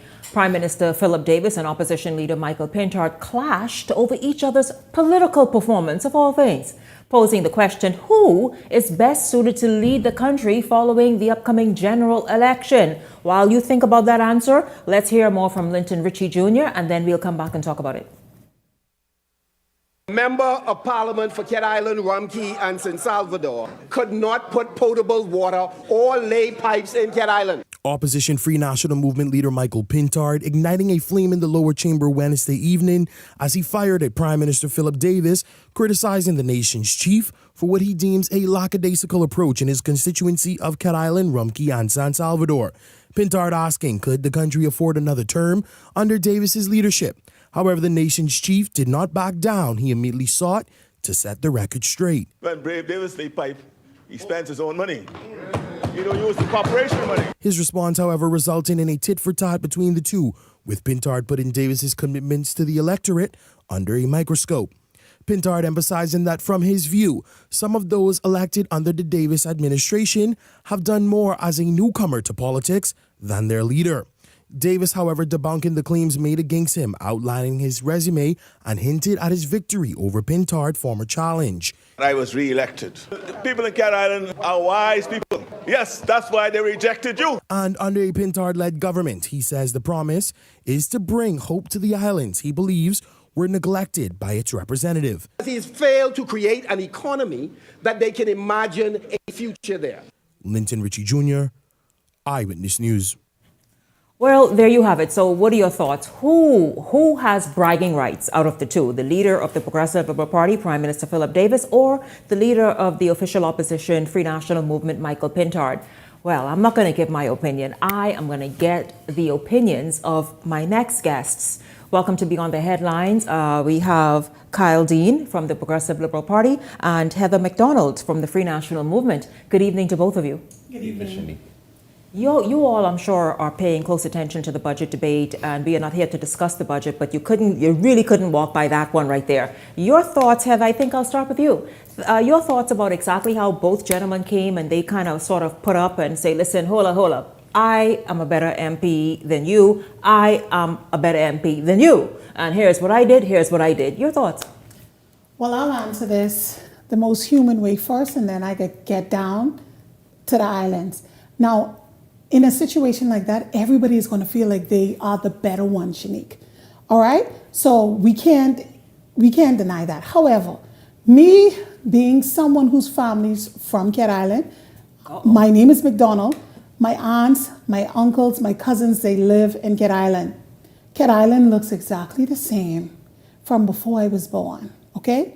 Cat Island looks exactly the same from when my father grew up in Cat Island. There's no real development. What breaks my heart is when you come to Cat Island and you see the persons who are waiting to catch a flight has to wait outside. Where you want to go and get your ticket, you have to go to something that looks like it looks like a little shed. And here's the thing, when I talk to my family members in Cat Island or some friends that I have there, they were so excited when the Prime Minister is now their representative.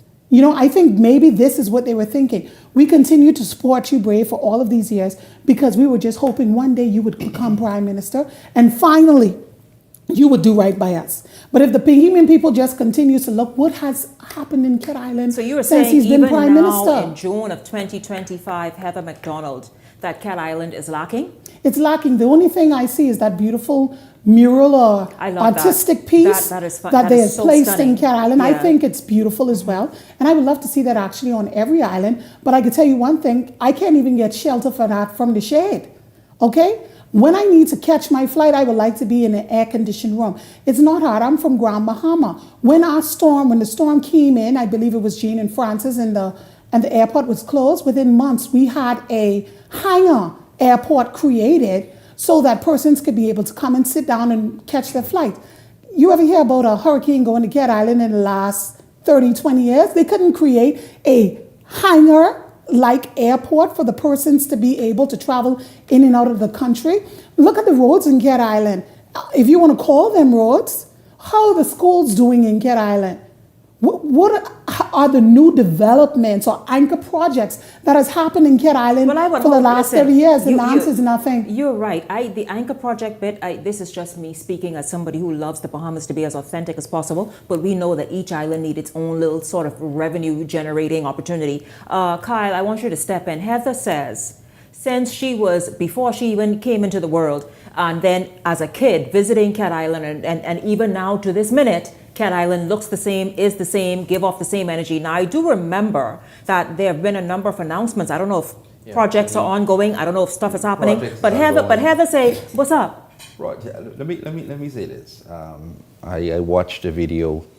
As a matter of fact, I tuned into Parliament today as there was this back and forth, and the back and forth considered more than that. But Cat Island there's a new airport under construction.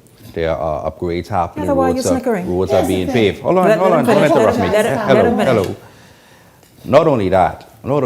I don't see how Heather could come here and defend this or defend the leader of the opposition. Because, well, before we get to him, because she started with the Prime Minister, so let's stick with him for a minute. Let's get to the reality. He challenged the Prime Minister in the constituency of Cat Island, Rumpke, and San Salvador. Yes, he did.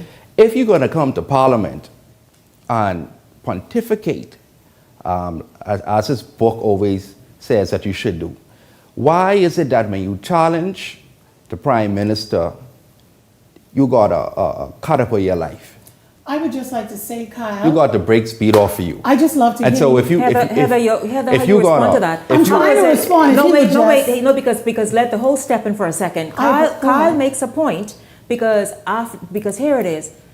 If Brave Davis's representation was so lackluster, wasn't he elected again and then again? And I'm not even sure how many times now. So Heather, go ahead, your response. I honestly believe that Cat Island was hoping for him to be Prime Minister one day, especially this last, the last run.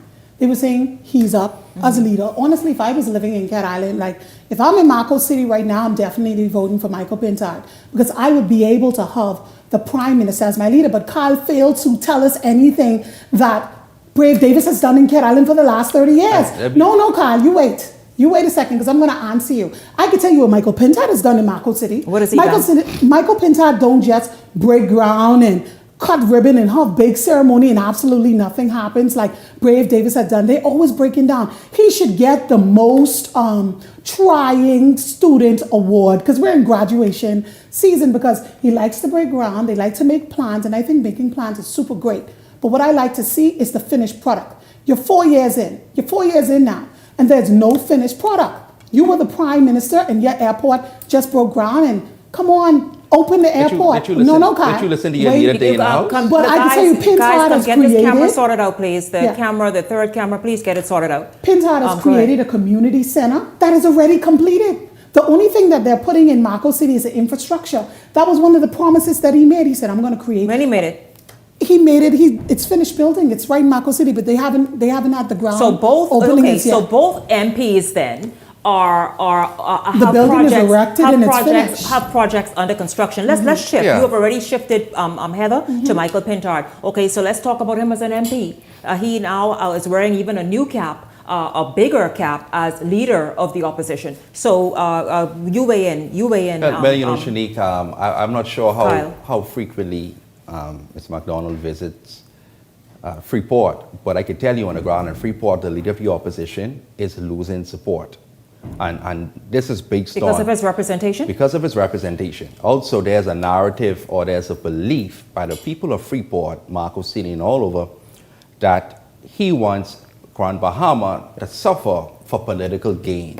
Kyle, don't do that. No, you're being very disingenuous. Shanique, I'm only telling you the experiences or the words of people who are from Freeport. Kyle, this what people in Freeport. God is my witness. Kyle, why would Michael Pintard, leader of the opposition, member of parliament in one of the Freeport constituencies, want Freeport to fail?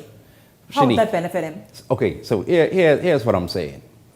He needs something to talk about. You cannot campaign on the successes of the government because you are the leader of the opposition. And so the thoughts and the narrative in Freeport is that he wants Freeport to suffer for votes. So if the government fails at the Lucaya deal, if the government fails at the developments happening in Freeport, then that translates votes to Michael Pintard. But let's see. No, that's wishful thinking. Let's not talk about what people are saying. Let's just talk about what you have perceived his performance to be and what you are hearing people say about his performance. Okay, so I don't see much. I don't see much happening in Marco City. I don't know of no major initiative or infrastructural development in the last 4 years in Marco City, like Ms. McDonald said. That's because you're not from Grand Bahama. I'm from Grand Bahama. Further, I believe, and I strongly stand on this point, that the leader of the opposition is a failed opposition leader. He has yet to unite its party. The COI has gained more traction over, Lincoln Bain has gained more traction over than the leader of the opposition. What makes you say that? I'm getting that point right there. Okay, go ahead. Every single poll that I've seen placed in the public domain, Lincoln Bain has beat the leader of the opposition, Michael Pintard, in every single poll that I've seen. Every single public poll. And the Bahamian people have now realized that the leader of the opposition is only full of politics. Thank you well, for that. Well, I'll tell you that, Heather, how did that book become a focal point? Before we get to the book, well, hold on, wait. I'm so happy that you're a fan, Kyle. It's so wonderful. Yeah. Thank you. I can get that autograph for you if you could just. No, man. I need to read I've that read book. this book 3 times. I hope you learned something. And this book is the most dangerous. Okay, this book is from hell. Kyle says... I'm going to respond to some of the things that Kyle says. That's why I want to reinforce it so you can. Mm-hmm. Kyle says, as a leader of the opposition, Pintard has proven a failure and been divisive. How do you respond? Well, first of all, the truth is not in Kyle, and I told him this. I'm going to continue to pray for him, because every time Kyle speaks about Michael Pintard, who he's a big fan of, he has the book, he has known markers in it, he doesn't speak the truth. I am from Grand Bahama. I was born and raised in Grand Bahama. My father lives there. My brother lives there. My nieces and nephews. My friends live in Grand Bahama. I visit Grand Bahama. Kyle knows absolutely. He can't name one corner in Mako City. He knows nothing. And he's saying people from Grand Bahama. What people, Kyle? You don't know nobody from Grand Bahama. And if you do... Where else have you been in Grand Bahama? Kyle, I'm from there. I am from Grand Bahama. When last you been there, Heather? Last time I've been to Grand Bahama was probably in November because I've been busy. Lord, I visit Grand Bahama many times. But nevertheless, I'm going to talk about the things that Michael Pintard has done. Mm-hmm. Okay, let's go as leader. One thing I love about Michael Pintard as a leader, he never has allowed his leadership in the opposition to neglect his duties as a constituency member of parliament. He has every week he meets with his residents. Every Thursday. And he just doesn't say, come to my office. He moves from polling division to hear the concerns of the people in Marco City. So he's present in Marco City. He's present in Marco City. And accounted for. Honestly, I have to pray for my leader daily because I see him traveling in and out, trying to be there for his people. Now, Kyle, hold on before you start talking nonsense again. Now, here's the thing. He has food programs that has never stopped. He had that during Doreen, and we have camera footage of this man saving people, helping people in Doreen, in the waters up to his neck, trying to assist people. And he never stops that. I'll tell you, that he was a frightening time. Yes, Heather, he visits his people. And I want to commend so many people in Grand Bahama who stepped up and were heroes and are heroes. That's really awesome. Let's move this forward. Let's talk about, Kyle, you already responded to the Michael Pintard question, so let's move forward now. Let's look at and you both kind of touched on public opinion, what that sentiment is. Do you feel satisfied that you've both spoken about what the public opinion is on each? No, because I wasn't finished. Or let's go on each organization then. What is the public... Heather, this show... Because there's another segment after this. I know there's another segment. Yes. But Kyle just says so much... I don't want to say... He's just not honest within himself because he knows Michael Pintard is doing such a good job. His favorite author is doing such a good job, but he has to be so loyal to the PLP that he has to say Heather, let's go. Let's talk about the good. Name 2 things he's doing that's fantastic as leader right now. He can lead in the FNM. Yes, One thing I admire about Michael Pintard is the constant press conferences that we have. I've never seen an opposition had the media having this much access to the FNM whilst we're in opposition. He's not afraid to answer the tough questions. He's not afraid to keep you informed on what's going on. He researches well. Now, though a lot of persons who are outside of the FNM like to create the narrative that we're not united. Are you united since you brought that up? Because I was going to leave every dissension alone tonight as just a sort of a kumbaya. In any movement, there's never going to be perfection. But what we are is we're moving forward. Are you pleased? And you are moving forward, and you all have said, "Listen, hi, who are you on the bus now?" I'm excited. You don't belong on the bus. Are you pleased with the fact that it seems to be a doing away with experience in the person of you know exactly who, and versus saying, "Listen, be on this new path. This is our trajectory." Should not sort of you bring everybody on board to be a stronger unit? Well, no one can come along with you when you're moving into a new season. This is how it happens. Sometimes, for every time, there's a season under heaven. Okay? when certain things happen, you have to move forward. Certain decisions are made. But this train is bound for victory, and we're not going to allow anything to stop us. Kyle, do we're you going to believe- go with who we Kyle, need to go with, Kyle, and we're going to put in the I know, work. Heather, believe me, I will have you and Kyle back. I love it. I will need to have you all interject. back. But I need to let Kyle now speak. Let me say Kyle, this. wait. And I know that, and I identified you both, so I hide nothing from the public. You are PLP, you are F&M. Now, do you think that this F&M is on this road to victory, as Heather just said? Well, let me say this, Shanique. The F&M has much to be desired. And she talked about the press conferences and stuff like that. It's all in the playbook. I could read a line. Bahamas are chronic complainants, especially when they hold someone else responsible as member of the opposition, be the cheerleader. And so he understands what he's operating from. He's not operating from a place of genuine concern for the Bahamian people. He's operating from a place where he desires power, and every move the leader of the opposition makes is in this book. The words he used in Parliament are in this book. And so I believe, Shanique, Bahamians are exposed to this book now that has been kept a secret. Bahamians are reading it. Bahamians are learning its content. And I could read some stuff and I could challenge you whether you believe it or not. You don't go down that road. To be continued. How about that? But to be continued, but they're not ready. That went so fast. It went so fast because we didn't talk about the government's performance. I didn't listen. I want to get more into, obviously, just public opinion and perception. Truly, like what people are saying. Who has the momentum right now, and it's been holding the momentum. All the stuff I want to discuss with you both. So looking forward to it. But thank you so much, Heather McDonald. Thank you also to Kyle Dean. Awesome, just wonderful hearing your thoughts, guys, especially as insiders. And so we're going to have them on again, right? But don't go anywhere, because when we come back, now you want to get your pen and paper for this one, because if you want to travel and see the world, but say, whoa, this budget is just not what it needs to be, you could be a lucky winner of Scotiabank's Tickets to Tokyo campaign. We're back after this.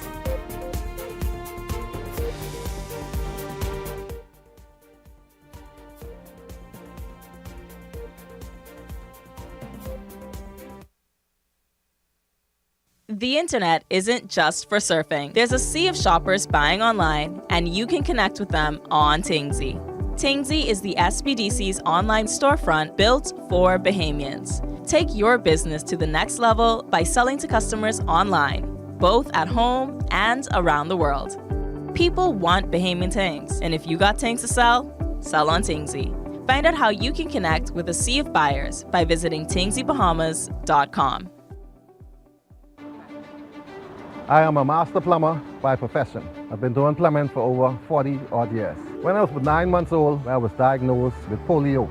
To me, living with polio, I took it the way it is. I never allowed my polio to get in my way of anything. In fact, I love when people doubt me, and I just prove them wrong.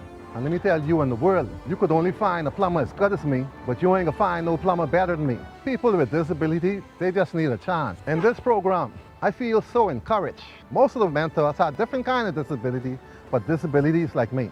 Sharing and caring and showing so much support with people with disability.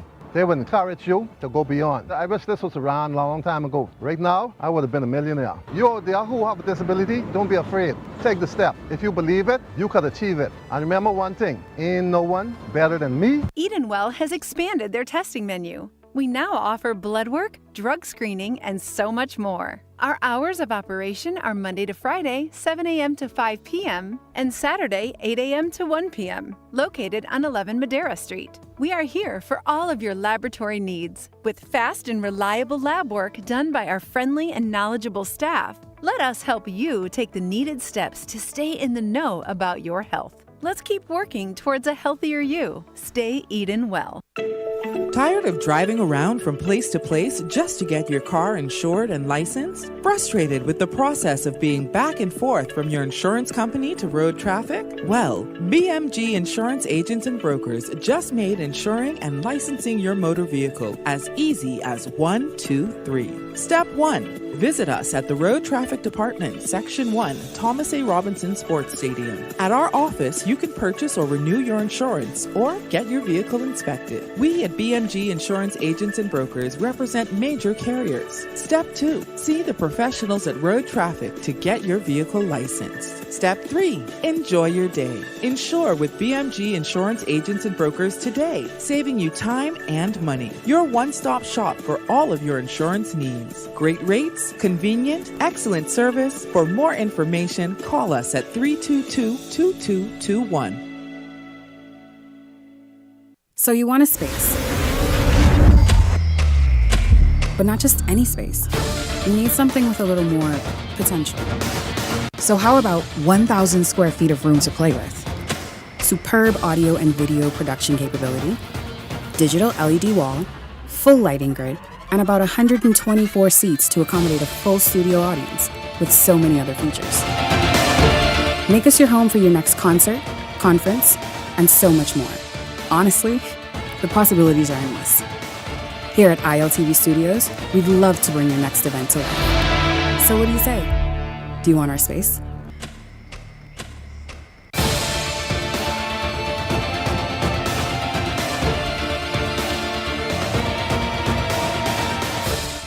If you enjoy watching Beyond the Headlines, take advantage of our exclusive offers with 4 15-minute interview segments at $1,200 and 20 30-second TV ads at $2,000. Contact 557-0258 or 557-0259 for more information. Go beyond with Beyond the Headlines.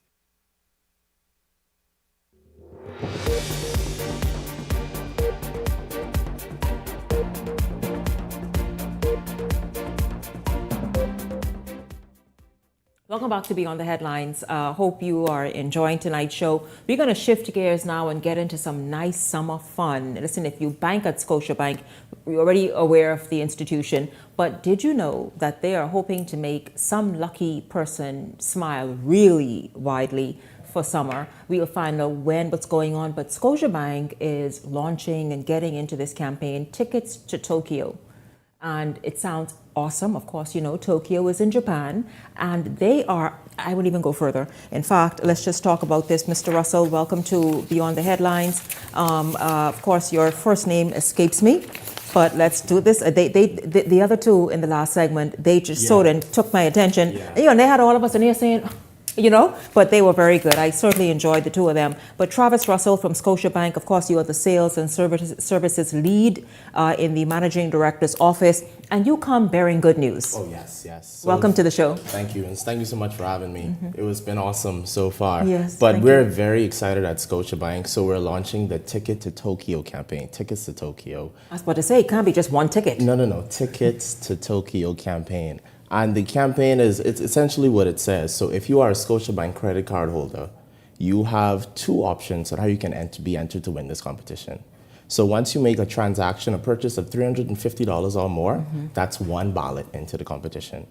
And then another way to add, let's say you're a new Scotiabank client who just got a credit card.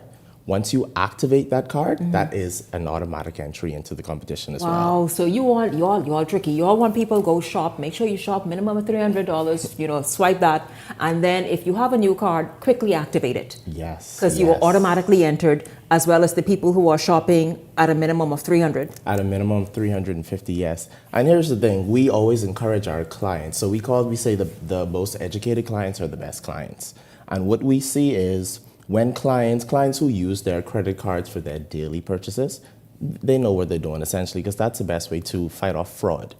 Fraud is very prevalent right now in the Bahamas. It is, isn't it? It's very it's shocking, because before we saw those funny numbers calling, and that was where the fraud was attached. But is it local where it's coming from, or is it people using local numbers? I believe it's persons using local numbers and working with persons outside of the country. Wow. But with fraud being very prevalent, it's even more important now to use your credit card instead of using your debit card. I always tell clients, when you go in a store and swipe your debit card, you're essentially opening up your pocket to saying, here, take out how much money you need. Mind you, I was told that it's best now for racking up points and for all the different benefits that come with it, that have your credit card, pull that out, and then just sort of make your payments as you would like a regular bill. Exactly. And listen, you want no one going into your pockets and telling them, I'll take out how much ever you need.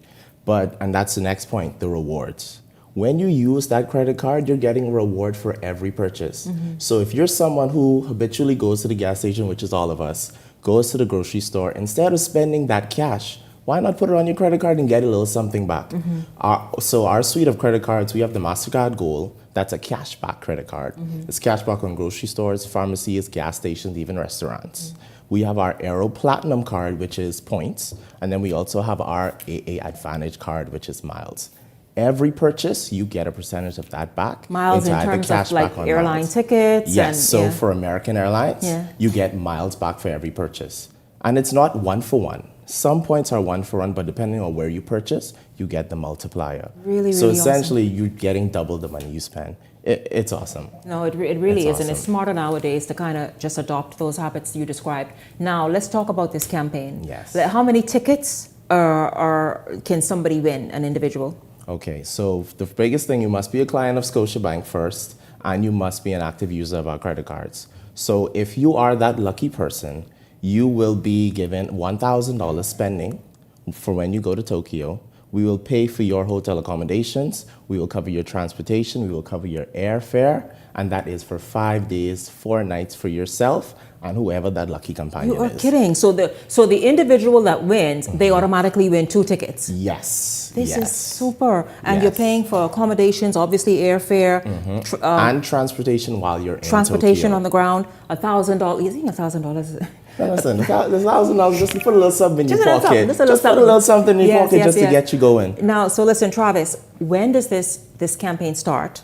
And what is the window? So the campaign started on May 17th and it ends July 17th. July 17th. Yes, July 17th. So there's just a few more days to get in there. But here's the thing. If you don't have a Scotiabank credit card currently, you're still able to go and get one because our cards, you can have your card back within 5 to 7 business days.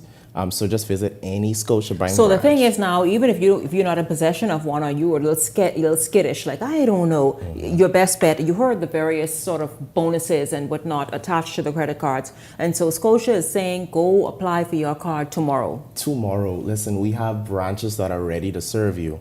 Numerous branches, 7 in Nassau that are ready to serve you. Run and get your credit card, or run to the grocery store and spend at least $350 to get that entry into the competition. Yeah, and you're spending it anyway. So the thing is, why not just put it on the card? As you say, it's just a safer form of payments nowadays. Listen, I couldn't say any better myself. Yeah, and so let's just talk about Scotiabank overall and the benefits of banking at Scotiabank or with Scotiabank. Yeah, so one of the biggest benefits of Scotiabank, banking with Scotiabank for me, is our international awareness. So we're recognized all around the world. And then the next thing is our security. So we don't play when it comes to your money. We know you don't play when it comes to your money, so we don't play when it comes to keeping your money safe. And in some cases, we've seen where it kind of bit us the wrong way sometimes. When persons would travel, they would swipe their card and sometimes it would not go through. Yes. But honestly, that's really us doing our very best to protect you. And what we've done, we've added some mitigating factors in play where you no longer have to come into the bank to make those to tell us that you're traveling, but we actually have it built in automatically. So once you travel, now let's say, if you go to China, randomly, we'll give you a call. We'll call you on your phone and say, hey, we see that a transaction happened there in China. Is this you? So we're doing our very best to ensure that our clients are protected and ensure that you can bank safely, but still bank the way you want to. But it's in someone's best interest to sort of come to the bank first to say, listen, I will be traveling. Can you unlock for this destination type thing? No. So we've discontinued that in our branches. So we've opened up our cards enough, and what we do, and this is a bit of background here. So all of our cards built in, we track all of the data on our cards. So we understand how Shanique shops. We understand what Shanique likes to do. Now, if we see randomly you're in Greece, that's gonna flag our system. Yeah, and you reach out to me as okay. And we reach out immediately. Yeah, that's really super. So once again, Travis, of course, this is Travis Russell from Scotiabank, and he is in the top office. You know what he's saying. So Travis, once again, tell us about this Tickets to Tokyo campaign. It started since May, by the way. Can a person be entered more than one? Like if you shop 1,000,000 times, spending minimum $350, are you entered that many times? 100%. There is no max on how many times you can enter this competition. Once again, the Tickets to Tokyo competition, it's 5 days, 4 nights, all expenses paid, and with $1,000 shopping money for yourself and then also a companion.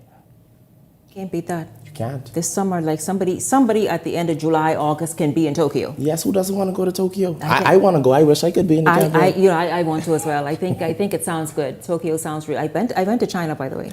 I went to Hong Kong and then China as well. That's good. Yeah, really that's awesome. Really nice. Yeah, that's so, really nice. so why not Tokyo? Yes. Why not? Listen, thank you so much for this. Once again, you know what the rules of engagement are. Simply go charge. You need a card, go and apply for one, and not the debit, because it's not even safe, because that's basically your own money you're putting out there like that. 100%. So Scotia is saying, use your credit card. If you don't have one, go and apply for one today. It'll take about roughly 5 business days or so, and you have that, and you're still eligible to enter. Matter of fact, the minute you're approved, yes. So once you activate that card, yes, that's $1. Once you activate before the 17th of July. Really awesome, really awesome. I'm excited to know exactly. Like, you all need to I don't know if you want to let people know, because I was going to say, come back, present the winners or the winner, because that sounds so awesome. Like, really, Tokyo. That's actually an awesome idea. But awesome. I'm sure, of course, if the client wants to. True, because then, anybody, girl, you going to Tokyo, take me. Anybody into all that. Listen, and it's always exciting reaching out to the clients, letting them know they want. The first thing is, this is a scam. So they're hanging up the phone on me, and typically I make those calls. They're hanging up the phone. By the time I call, hold on, you sound like a Bahamian.